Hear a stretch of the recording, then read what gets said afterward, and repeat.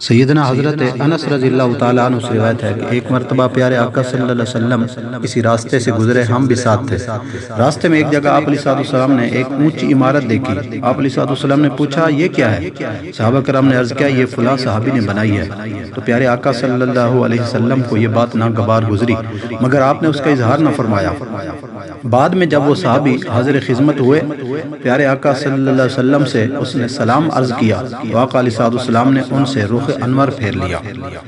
انہوں نے دوبارہ سلام عرض کیا، آپ علیہ السلام نے پھر رخ زیبا پھیر لیا۔ چند بار ایسا ہی ہوا تو صحابی پریشان ہوئے، صحابہ کرام سے بات کی کہ آخر حضور علیہ السلام کی مجھ سے ناراضگی کا کیا سبب ہے؟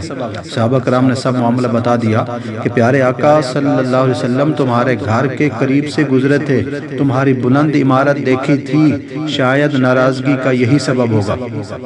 بس اتنا سننا تھا کہ وہ صحابی فوراً گھر پہنچے اور اپنی اس بلند عمارت کو گرا کر زمین کے برابر کر دیا۔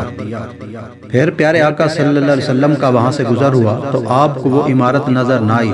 فرمایا وہ عمارت کہاں گئی؟ عرض کیا گیا اس صحابی نے آپ کی ناراضگی کے خوف سے عمارت گرا دی ہے۔ اس پر آپ علیہ السلام نے فرمایا سن لو، بے شک ہر عمارت اس کے مالک کے لیے وبال ہے، البتہ جو ضرورتاً بنائی گئی ہو۔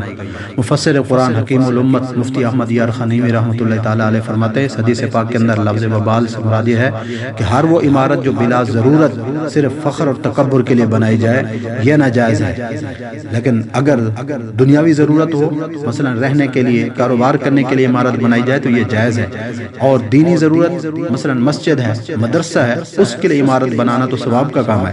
اس کے علاوہ جو عمارت محض نمائش کے لیے، فخر، غرور، تکبر کے لیے بنائی جائے وہ بنانے والے کے لیے روز قیامت وبال ہوگی۔